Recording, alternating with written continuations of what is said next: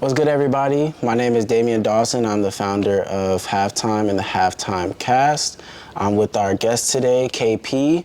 KP, man. Nice to meet you. Glad we finally was able to make it happen. Sure. So, let's just get right into it. Let's do it. So, first and foremost, just kind of tell me kind of about your upbringing, your childhood, family, and kind of what even led you into the baseball route. Yeah, so growing up, come from like a small family. There's 4 of us, me, my mom, my dad, and my grandma. Indian household, so school always came first, but my dad, he's an athlete. He played cricket. He played for USA when he moved over from India, and he got an opportunity to play USA, so more of an athletic side family-wise. So when I was born, I started playing cricket, like 1, 2 years old, messing around, going to the field with him. And then probably around 3 or 4, he stuck me in t-ball and soccer. I played all the sports out there, but more baseball focused because it was a little similar to cricket. So around 4, took on baseball and just kind of kept progressing from there. Nice.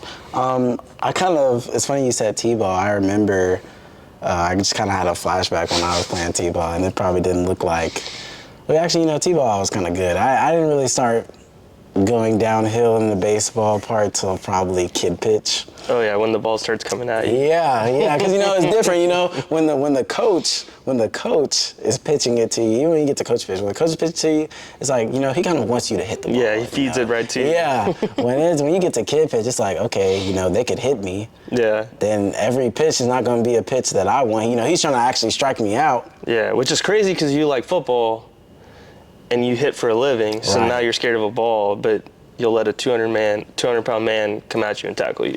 Right. It's a contradiction for real. And that's why I kind of knew, for some reason, baseball, I just couldn't get with mentally, because I think after, I remember we went to the country one time, we played stickball. This is well after I had quit baseball. My dad, he always wanted me, to be a baseball player, but it just wasn't clicking. Wasn't there. It's hard. It's a hard sport. Super hard. You have a ball coming at you super fast. You don't know where it's going to be. Yeah. Then everything is so technical. So kind of just tell me how you dealt with the mental anguish of going up to bat, and if you experienced that at all. Yeah, honestly, the game of baseball is a game of failure. So the older we started getting, the more you kind of understand and you're able to accept failure, which is kind of hard. Everyone wants to be the best and do the best, but obviously in this game, if you get a hit 3 out of 10 times, you're a Hall of Famer in the sport.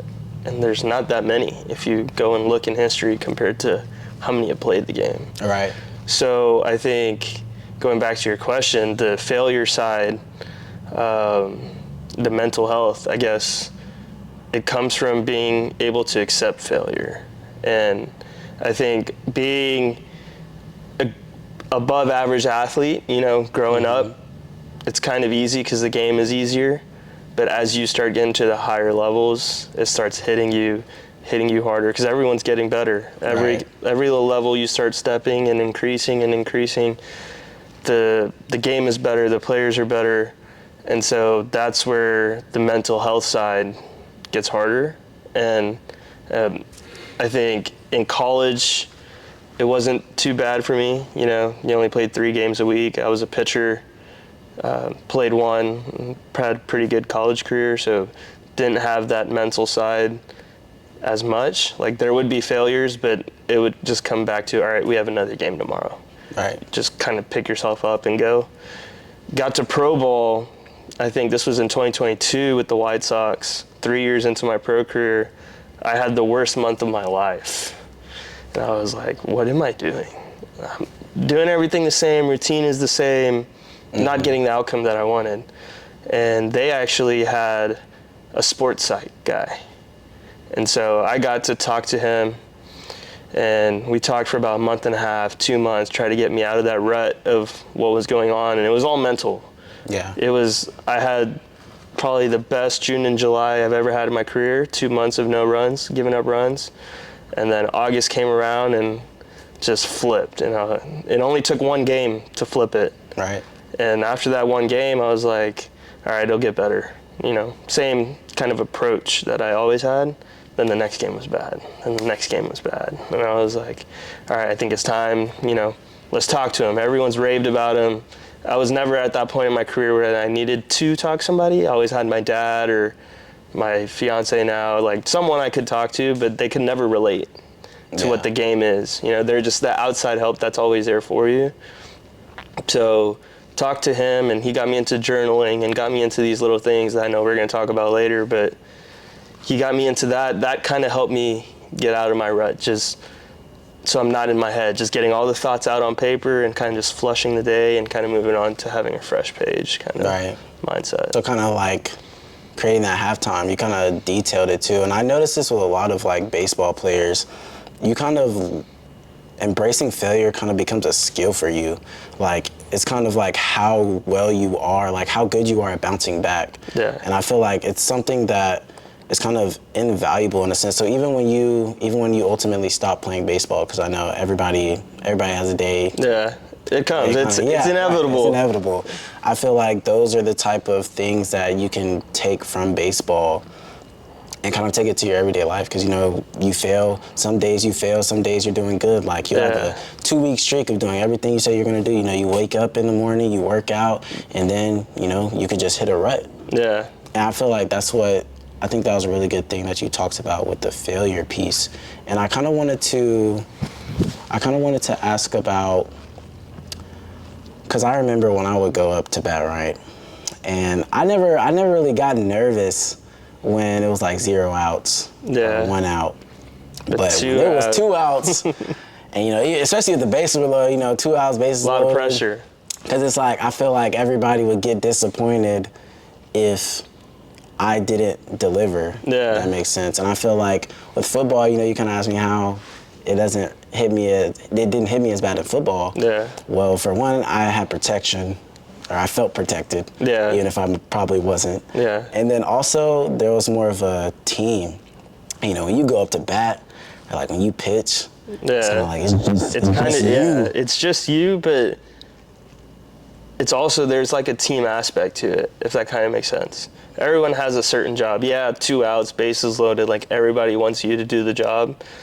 But in the grand scheme of things, there was also 2 other guys possibly that didn't do their job.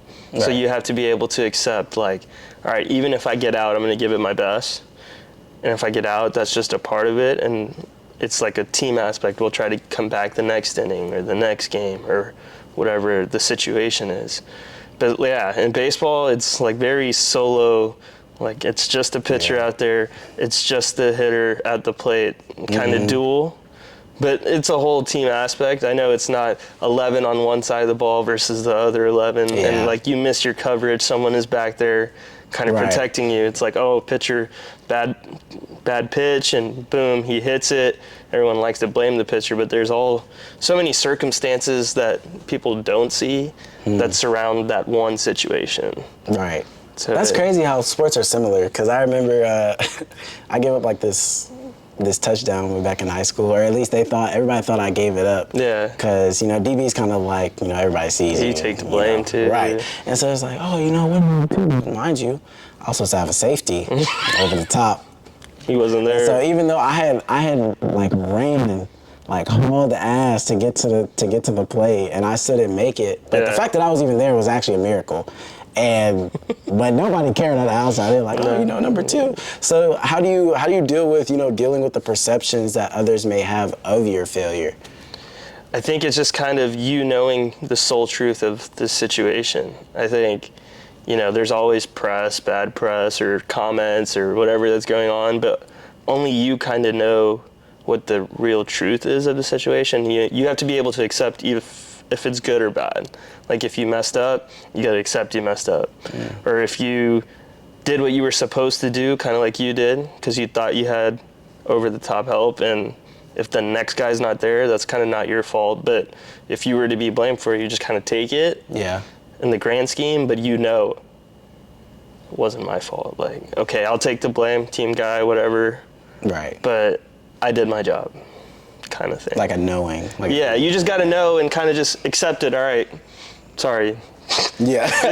My bad. Yeah. My bad kind of thing. It's got like quarterbacks. Like I feel like quarterbacks take a lot of blame for stuff that. Yeah, if you win, the quarterback's a hero. If you lose, it's the quarterback's fault. They're trying to trade him. They're trying to. Yeah. Is he worth the money we paid him? Yeah. I remember with Lamar Jackson, they were like he was MVP. Like they couldn't wait for him to get to the playoffs and. He had one bad game, and I was like, oh, is he worth the money? Will he ever get over the hump? And, you know, that's like the struggles that athletes kind of deal with that many people kind of don't even realize, because to them it's like, oh, well, they have all these millions, so they shouldn't, you know, be sad. So their mental health is so much worse. Right. But we're able to accept, like, the other side of it, that maybe not an average person working a 9-to-5 or whatever the case is will be able to accept. Right. That failure portion, like if you didn't do your job correctly, all right, you're gonna be hard on yourself. But in our sport, it's like, all right, I didn't do today, but I have a 162 game season. That shouldn't defy the other 161 games that I have to play in. I like how you just said that, basically saying like your failures don't define you. No, never. Like your failures don't define you, and also just getting back to that rut that you were talking about earlier. What things did you do to get out of that? Because I know basically you kind of had to probably create your own halftime in a sense. So what did that look like for you? So the way I had talked to our sports site guy is wake up, you know, journal any thought, negative thought, kind of start your day fresh, and then go throughout your morning routine, whatever, eat breakfast. You know, baseball players play a lot of video games, so played some video games, take your mind off of it. All right, 12 o'clock's here, got to go to the yard, now time for us to clock in at 1 o'clock for a 7 o'clock game. So you're there for 6 hours before anything happens. So you just got to keep yourself busy.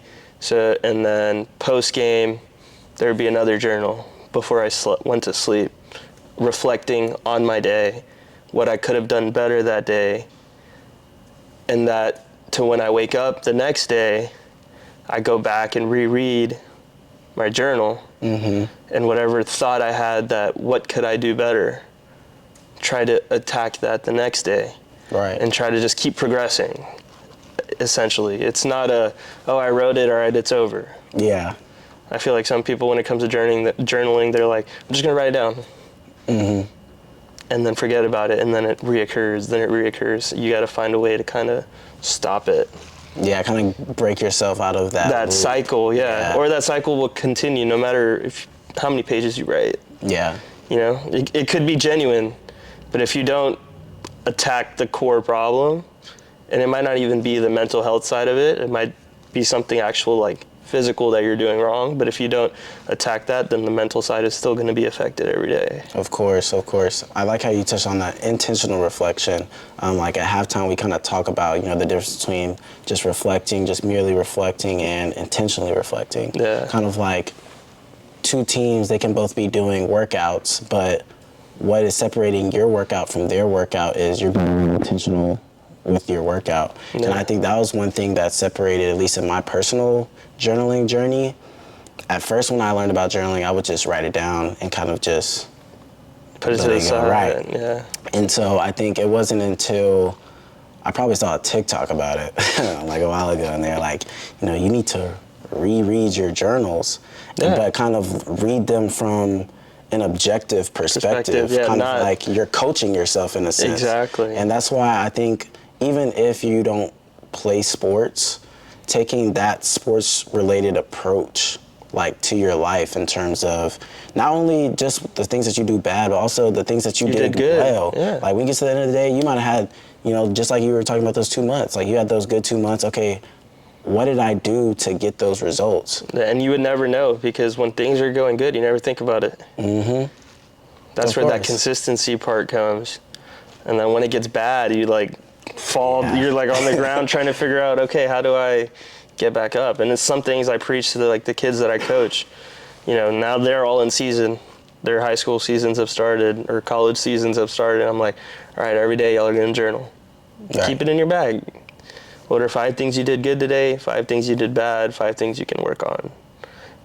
And then try to go and attack the things you can work on. And if you can't, then you reach out to me. Because it's not the physical side. Because they came for 3 months and once a week, twice a week, getting coached to work on their deficiencies. Now they got to a point where they're able to perform at a high level. You know, that deficiency, a little bit is still going to be there.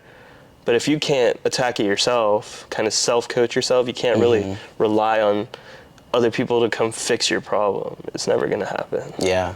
I like how one of the things that you said that I kind of want to detail too is, you know, taking that accountability. Yeah. I feel like as athletes, especially, you know, we dedicate ourselves to a certain craft and we know the work that we put in. And when we don't get the results, it's kind of easier for us to blame everything externally, like, oh, the coaches or other players, or, you know, you weren't given an opportunity. You might blame your parents for not getting you recruited. You know, there's like a lot of things you can do. And those things, they do hold weight and they could be true, but it does you no good. Yeah. You know, at the end of the day, you're the person that's responsible for what you experience. And that's kind of like what we preach when we do the workshops or things of that nature. Yeah. We kind of talk about that. And so, yeah, I like how you said that. Yeah, I think one of the main things is being held accountable for your actions.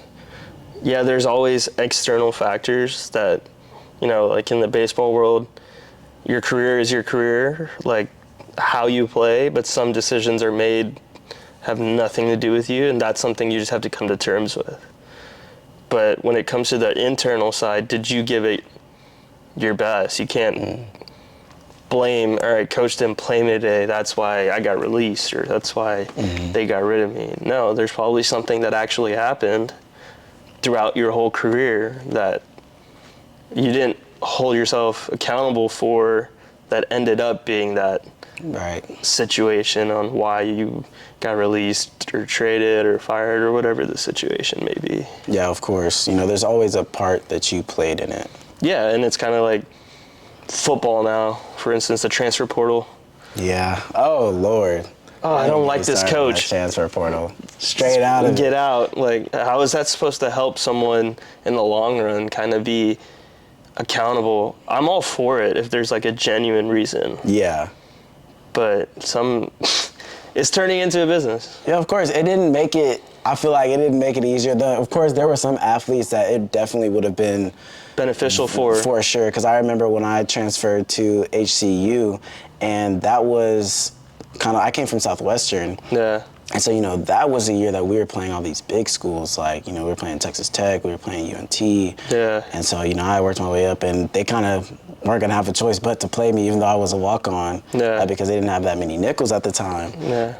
And basically, I got a call like the day before we were going to travel, and they're like, oh, yeah, you know, you can't travel because of the transfer rules, and you kind of have to sit out a year because you transferred up. And I was so, like, distraught about that. So then when the transfer portal initially came out, I was like, oh, this is going to be good. You know, people don't have to sit out a year, you know, and coaches get to do that all the time, so why don't the players do? Yeah. But then the large sum of players that blame all the external reasons for why they're not playing, or they're not starting, it kind of gave them the green light to just up and out. Yep. And so be grateful for the times that there was no out, and they kind of just it made me better. To it. Like, yeah. For me, this was after my sophomore year. So I started all the games my freshman year as a Saturday starter, and then my sophomore year, kind of on and off. And I was like, the coach was like, hey, obviously baseball wasn't a full scholarship, right? It's all portioned out. You get 11.7 scholarships for 27 players. Mm-hmm. And so I was on a full academic, full ride, and housing stipend. That's what they gave me to not go pro out of high school. Oh, wow. So I went to school for free for 2 years, had a sophomore season, exit meetings came around, and coach was like, hey, we want to keep you on what you're on, but now you can't transfer out of here. You can't go JUCO. You can't do this. You want to go to another school, you got to sit out. We're going to take some of your money. And we're going to give it to the next guy so we can get him here. And that's like the business side where I was like, all right, maybe I should transfer out of here and see. Like, it's not like I was going to lose opportunity. But it was that external factor. Yeah. And it came to the decision of, no, I want to stay here and prove who I am. Like, one season didn't define who I was. And then it ended up, junior year, I was the number one. Senior year, I was the number one. Yeah. And so, like, me staying, not having that easy out, made me a better player because I had to dig deep and work harder. Right. To kind of earn that trust and spot again after a spotty season. Right. That adversity kind of shaped you into even who you are now. Like, that was a pivotal piece in your journey to, you know, becoming the first Indian player drafted in the MLB. Yeah. That probably wouldn't have happened if you didn't have that. Yeah, no, you never know. Right. Like, what the path would have been, you would have no idea, you know? And it's, sometimes I wish there would be more rules to that portal. For sure. I think they're still trying to figure it out. It's good, but it's like, some of these guys are transferring because another school's going to give them $1 million more dollars. Right. So then what's the point? Nobody's going to graduate. What's the point of college sports? You might as well make it some kind of pro league. Exactly. It operates more like the pro. I think that's part of why Nick Saban probably stepped down too. I know, like, he'll probably start talking about it more. Yeah. I think that's probably why he stepped down, because it kind of just turned into like a real business. Like, you know, at least it was like part business, part school. Yeah, coach, how much you gonna give me to come play here? Yeah, I know I do that. And this is the University of Alabama we're talking about. We know you got money. Yeah. That win a natty every year. Exactly. I'm already knowing. That hurts over time, I think. This portal, that the COVID time that these players came in, and now they have extra year, and now they can bounce. You know, you don't have to stay somewhere for 2 years. One went away for COVID. You got 5 more. Oh my gosh, the COVID year. It was the COVID year with the transfer portal. I really think that's what it is. I think once the COVID year people kind of go. I think this is the last year. This is the last one? Because COVID was 20, this is 24, so maybe one more year, 25. Right, bro. There was some people where it's like, bro, how do you still have eligibility years? So mind you, you get the extra year because of COVID, right? Yeah. I didn't get the extra COVID year because it basically just replaced the year I lost when I transferred. But there's some people I'm like, dude, I've met baseball players that 5 schools, 5 years. That's insane. And then drafted. That's insane. And it's like, never stayed in one place too long. Yeah. How did you ever expect to make a name for yourself? I don't think that's the thing anymore. Your name is your name out of high school. Low key. You're like a college prostitute at that point. Yeah, you're just like big. Yeah, you're just getting passed around. All right, like, 1 million, 1.5, 2, 2.5, or I'm gonna go to the league. Yep. And some people, like, they don't even have to go, like, they don't feel any motivation to go to the league anymore, because it's like a lot of people it's like they wanted to go to the league the WNBA player for LSU. Yeah, I know what you're What's talking about. her name? I think I just seen a video of her talking trash. But yeah, you know, she the main one though. I think that's why her LSU She's like, coach, why would I go pro if I get $2 million to play in college one more year? Yep. And the pro WNBA minimum or rookie salary is this, and I'm making so much more. Why would I go? Now, we kind of talked about, you know, basically the first half of your life, you know, how you got to this point, and then we talked about, you know, your halftime and what you do to basically ensure that you can cope with everything mentally that sports brings and collegiate sports brought in general. So now we're gonna transition to the second half of the halftime cast.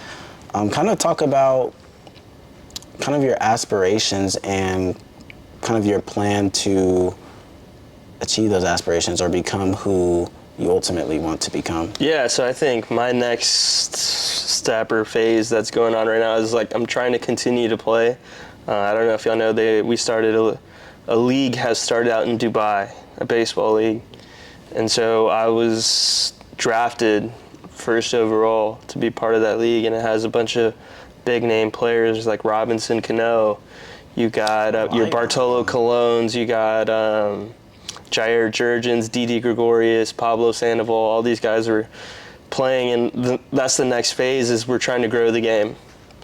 And so we're going over to the Middle East. We just played the first ever game in November. Oh, wow. To be played in the Middle East.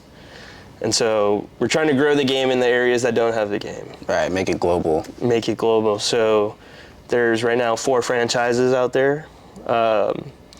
There's a franchise out of India called the Mumbai Cobras, which is the team that I'm on, that I got drafted by. There's a team from Pakistan called the Karachi Monarchs. Mm-hmm. There's a team from Abu Dhabi called the Abu Dhabi Falcons, and there's a team from Dubai, which is the Dubai Wolves. So the main goal of this league right now is that we're taking prospects from the region and inserting them with current pros and past pros, like legends like Bartolo. Mm-hmm. And we're trying to grow the game in that aspect of these kids don't get a chance out there. They've never been on a field with that many big leaguers, minor league guys. And so basically we brought them with us. We had probably 6 prospects on our team, mm-hmm. and 6 prospects on the other team. So we had 4 from India, 1 from Palestine, and 1 from, can't remember the other region. That was on our team, and the other side had a kid from Uganda, kid from Sri Lanka, wow. Some kids from Pakistan. And so basically we're trying to grow the game in that aspect and try to give back to regions that don't have the game. So that's kind of like my next step / play here or play somewhere in the spring, and then come end of October we all ship out to Dubai and play there November and December. Nice. That's like huge plans. You know, a lot of stuff I'm really just now finding out for the first time.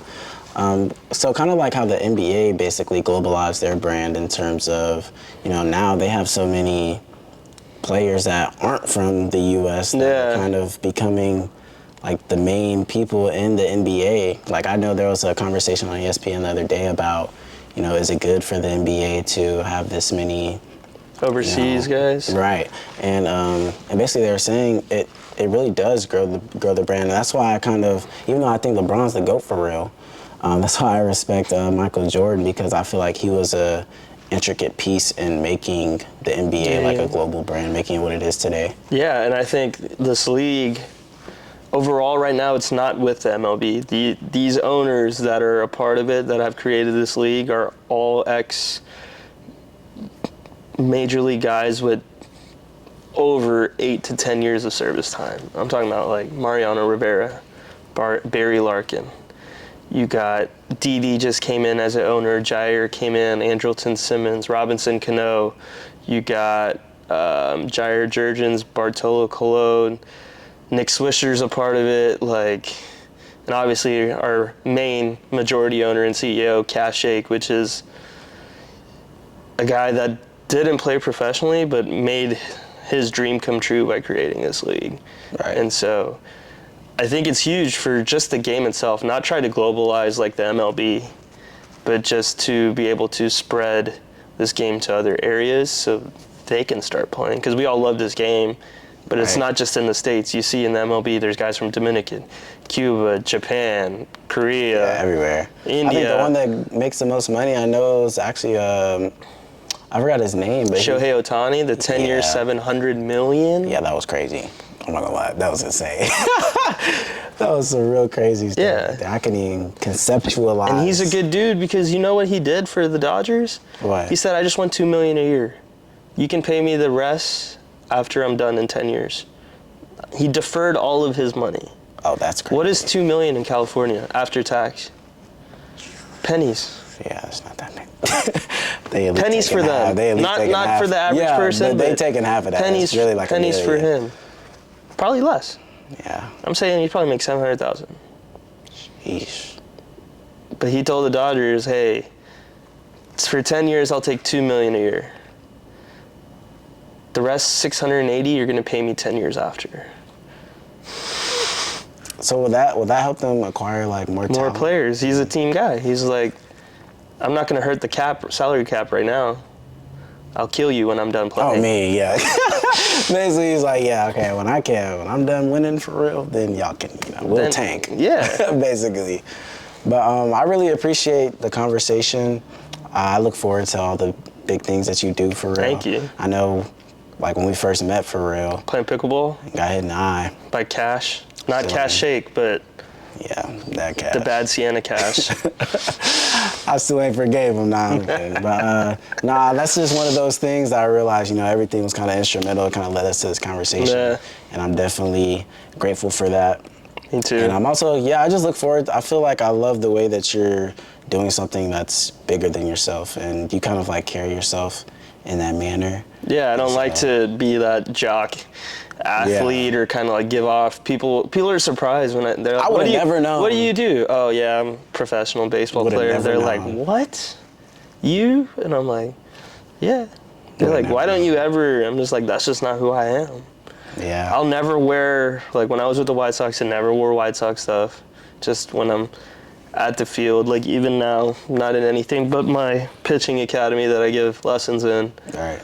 And it's not about that. When I come home, it's all about being who I am, just down to earth, humble. That's know. crazy. That's what people don't, they probably aren't grateful for, is like just a chance to just be. You know, I was actually talking to one of my friends, Theo, the other day, kind of just like, when I'm not doing like halftime stuff or when I'm not working at the school with the kids, I just want to be. You're just you. Like, I don't want to be anybody. I want to be anything but me. The pickleball god. No, I'm trying now. I'm really trying. Me too. Shout out 6-0. They gave me a sponsorship. I seen that. You know, I might have to cop got that ruby, 2 of them. I might have to cop. You know, I started using 2 hands for real. I started doing 2-hand pause. backhand. But yeah, 2-hand backhand. I didn't say 2-hand backhand, you know, I don't say 2 hands. But yeah, anyways, we're going to wrap it up on that note. But, I really appreciate you, Yeah, man. no problem. Thank you. Definitely going to catch you, work out Yes, in sir. the weight room for sure. Yeah, it's a nice little place. Come out. Yes, sir. Got you.